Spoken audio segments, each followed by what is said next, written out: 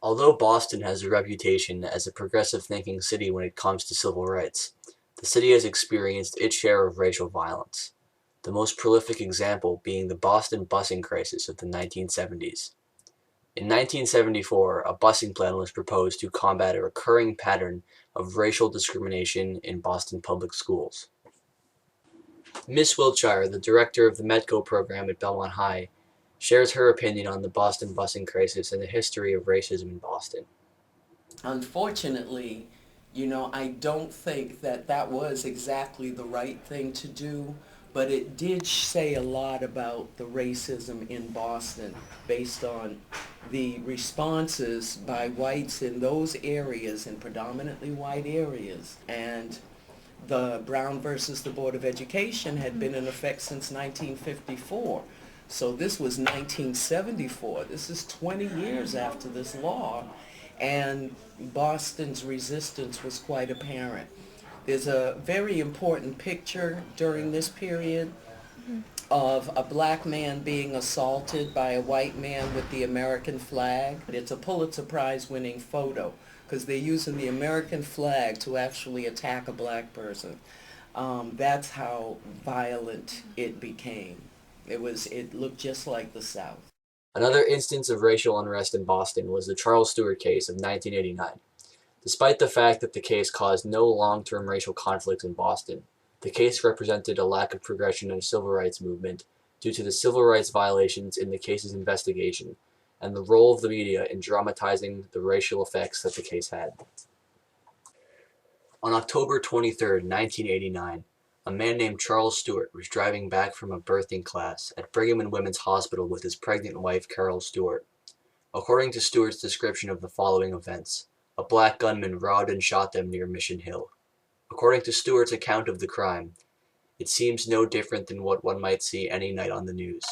However, the investigation and developments that followed transformed the Charles Stuart case into a definitive event in the history of racism and crime in Boston.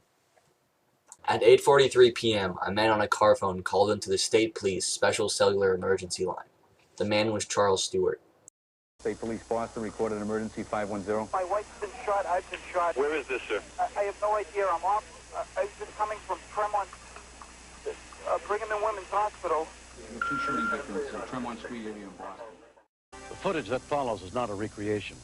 It was taped during a ride-along with the Boston Emergency Medical Service on the night Charles and Carol Stuart were shot. In an ambulance at the scene of the crime, Stuart made allegations that would later rock the city of Boston to its foundations. Paramedic Dan Hickey explains.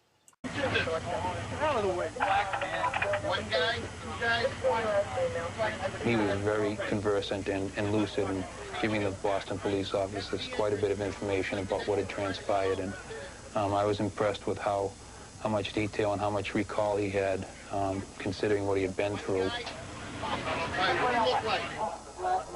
Blackmail, what do you have on patrol, you remember? Your partner there, but he wants to get all over it. Any stripes on it? Charles Stuart was taken to Mass General Hospital, while his wife was taken to Brigham and Women's Hospital. The day after the incident occurred, newspapers such as the Boston Globe and the Boston Herald immediately brought attention to the case by publishing front-page articles. This is when the role of the media first began dramatizing the case due to highly sensationalized headlines about a black gunman shooting an innocent white couple near Mission Hill. Joe Sharkey, an American author and columnist for the New York Times, who wrote the book Deadly Greed about the Charles Stuart case, shares his opinion on the matter. The Herald was hammering hard at the Globe, and both newspapers were doing everything they could to beat each other on local news, and that read as crime and sensation. In this case, you had the narrative, which was the Black Menace, which they'd been writing about for a year or more, with the crime wave in Mission Hill. The Black Menace, a pregnant, pretty white woman, her handsome and courageous husband. They venture into the dangers of Black Boston, and the menace gets them. As the investigation proceeded, Carol died from her wounds, while the Stewart's child was delivered prematurely. 17 days later, the child was taken off life support. However, Charles survived. For 2 months following the shooting of the Stewarts, the Boston police conducted an aggressive and controversial investigation to find the alleged black man with the black running suit. During the search for a suspect, numerous civil rights violations occurred due to the racist and stereotypical pretenses present due to Stewart's allegations. This was made apparent to the general public because news stations were continuously broadcasting progress on the Stewart's case. Several weeks into the investigation process, the police arrested a black man named Alan Swanson, simply because he fit the black stereotype. He lived in the projects, had a drug habit, and a minor criminal record. Without a warrant, the police searched Swanson's house and spotted a jogging suit soaking in the kitchen sink, which matched the description of what Charles said the shooter was wearing. Swanson was arrested and held in the Charles Street jail for 3 weeks as the prime suspect in the Charles Stewart case. Even after tests on the clothing proved that Swanson was innocent and had no link to the shooting, police refused to clear him. In reality, the police felt they had to arrest someone, and Alan Swanson became a convenient scapegoat because of where he lives and who he is, said Swanson's lawyer, Leslie Harris. Joe Sharkey describes the situation. It was it was same-o. The cops were behaving the same, and I think that one of the things that has been insufficiently recognized in this case is the media role, and I think, people thought the media were behaving the same. While the police were still attempting to find the shooter, the media made it seem like the way the police were conducting their search was more vigorous and violent than it actually was. Newspapers were doing everything they could to beat each other on local news, and that read as crime and sensation. Later on in the case, a man named Willie Bennett was suspected of committing the crime. Investigators didn't find any physical evidence linking Bennett to the shooting. However, sources close to the case say witnesses claimed that Bennett told them he shot the couple.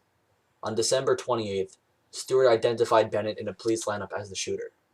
On January 3rd, more than 2 months after Charles had blamed his wife and child's death on a black man from Mission Hill, Boston reeled as Matthew Stuart identified his brother as the shooter. Matthew confessed that Charles had planned the murder and shot himself to cover up his crime. He also admitted to disposing of the gun and Carol's wedding rings for Charles by throwing them off the Pines River Bridge in Revere. Case did not go forward in the manner that it should. They were too preoccupied with the story that Charles Stewart gave, which is now a total fabrication, and because of that, hundreds of black males were harassed. They felt that Willie Bennett had been used in a very insidious way, and he had. But we were all duped. We wanted to believe this story because he was a victim. On January 4th, just hours after his brother's confession, Charles Stewart committed suicide when he jumped off the Tobin Bridge in Chelsea. Police suspected that Stewart killed his wife so he could collect several insurance policies he held on his wife, totaling $500,000 or more. Shortly after Stewart's suicide, an insurance company confirmed that Charles had recently collected $83,000 from a $100,000 policy on his wife. After the announcement of Stuart being the actual shooter, Willie Bennett was pronounced innocent and charges were dropped. Because of the way the media had dramatized the events of the Charles Stewart case, criticism turned away from crime and African Americans and toward the Boston police and the lack of progression in the civil rights movement. African American leaders in Boston expressed their outrage at the racist tactics of the Boston police in the investigation. Mayor Raymond Flynn, who so quickly jumped to conclusions, and there are some public officials who gave credence to that. I want to know now, will you call Mr. Charles Stewart an animal? Whenever a wife is killed, the first automatic suspect is a husband. Except when it happens in the black community. When it happens in the black community, the automatic suspect is a black man. The way that the media highly publicized the actions of the police negatively during their investigation made them seem more aggressive. This further allowed people to draw false assumptions about the increasing racial tensions in Boston. After learning that in fact Stuart was guilty, the media lost interest in giving the case coverage because they no longer had the ability to dramatize the events, since the shooter wasn't actually a black man. Ray Flynn, the mayor of Boston during the time of the Stuart case, shares his opinion on the role of the media in the case. The story was inaccurate and they lost interest in it. It's a movie, but right now it would be a great movie. The case was an example of a lack of progression in the civil rights movement at the time, due to civil rights violations in the process of the case's investigation, and the media's role in inflaming short-term racial tensions in Boston. The Charles Stuart case started as a drama and ended as a tragedy that raised profound questions about the role that the media played in the case, and about civil rights in Boston, while leaving many questions unanswered about Charles's unexpected suicide.